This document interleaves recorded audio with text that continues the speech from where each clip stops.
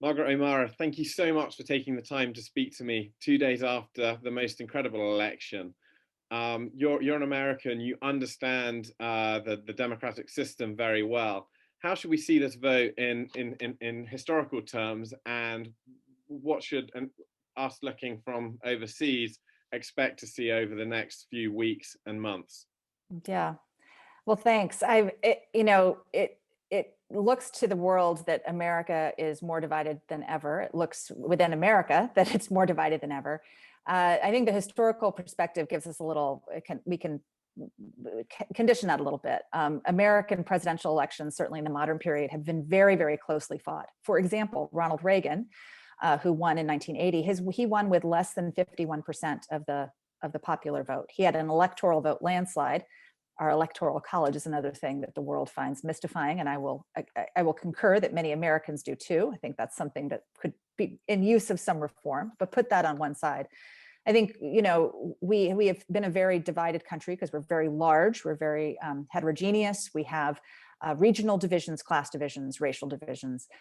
They have been exacerbated in the last 4 years by the political culture, and unusually differently from his predecessors, both Democrat and Republican. Donald Trump has governed in a way that really has focused on what they say his base, the people who voted for him and that he believes support him, and in a way that has viewed the other side as, in a way, an enemy combatant, which has been a very unusual approach.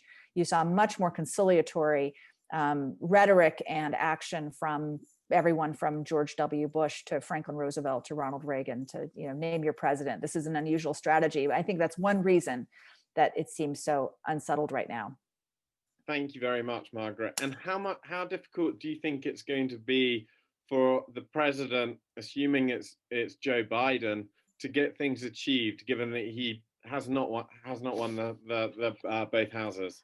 It's going to be really difficult. The U.S. Senate is going to make all the difference. It's very interesting seeing how the markets are responding right now to the likelihood of Joe Biden winning, and also the likelihood that the Republicans will barely retain control of the Senate. But that's right now the stronger probability than not.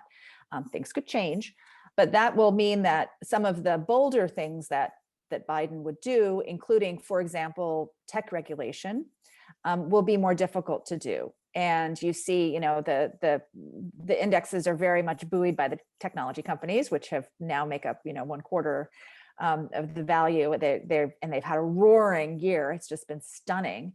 And I think that they're rather pleased right now that they, the worst case scenario of antitrust enforcement or regulation might not happen. That being said, that issue is one on which Democrats, nearly the only one on which both Democrats and Republicans have a great deal of energy and some agreement that something needs to be done. So I would expect we would see some sort of regulation of that industry coming down. What it's going to look like, we don't know. And you've studied the technology sector very hard, obviously, and thought a lot about this. In terms of perhaps the Silicon Valley's relationship with the European Union, can you see a Biden presidency changing that and adapting that, or do you think that's further down the line?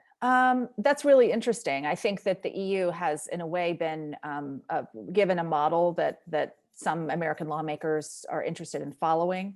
I think very significant was that, interestingly, I don't see a huge shift in, again, there's so much energy around this question of doing something about data privacy. Some of the things that have, GDPR, for example, has been seen as this is one thing one could do. Also, it's been seen like this is where large companies continue to have an advantage under this regime. And if the goal is to encourage the entry of new companies, that maybe different tactics can be used. I think more generally, a Biden presidency will be, there'll be the relationship with the rest of the world will warm up. You'll have a set of foreign policy advisors and economic advisors who are much more interested in, again, sort of re-strengthening and returning to these international alliances, economic and diplomatic and military, that have been such a critical part of the post-World War II, the Pax Americana and beyond. And finally, we've heard so much about trade wars with China and the US-China relations. Do you see a big shift in that, in the historical conversation around that over the coming months and years, in this new election? Mm-hmm. Well, were Biden to win, I think the rhetoric will change dramatically. Nonetheless, I think this question of U.S.-China competition and economic competition will remain a live one and a tricky one. One of the things that could happen under a Biden presidency, which I think would really shift the balance, and from someone who looks at the history of this sector, I think in a positive direction in terms of the global technology industry, will be, China has been doing what the US did during the 1950s and 60s, which is investing in higher education, investing in advanced technology, infrastructure, making these public sector investments that become the seed for private sector technological expansion, although in a very different model than in the US. The US has been doing the opposite. It's been disinvesting in those things. And on top of it has been adopting a very restrictive policy towards immigration and foreign overseas students. And that has been, I think, really corrosive. And so if the Biden administration were to reinvest and tone down the temperature, turn down the temperature of the rhetoric, reinvest. But these, unlike the Cold War, where the US and the Soviet Union had totally separate economic systems, that was kind of the point. You have this interrelated economic system on many dimensions, technology industry and beyond. Unraveling it, is just like taking the Huawei 5G out of British Telecom. It's so intertwined technologically at the bottom of it, that it's not just a product boycott or a build a wall. That's simplistic. That's an old industrial model. In the post-industrial or post-industrial, whatever we're in, moment, these economic interrelationships of trade, of your customer base, of marketing, of production aren't going to go away. So how do you find a new normal that also preserves I think from the American perspective, the ideals of democracy and free movement of people and capital that made this economy so powerful? Thank you so much for that answer, Margaret. It's so fascinating, and we could go on all day, but I know that you have a huge amount of things on your plate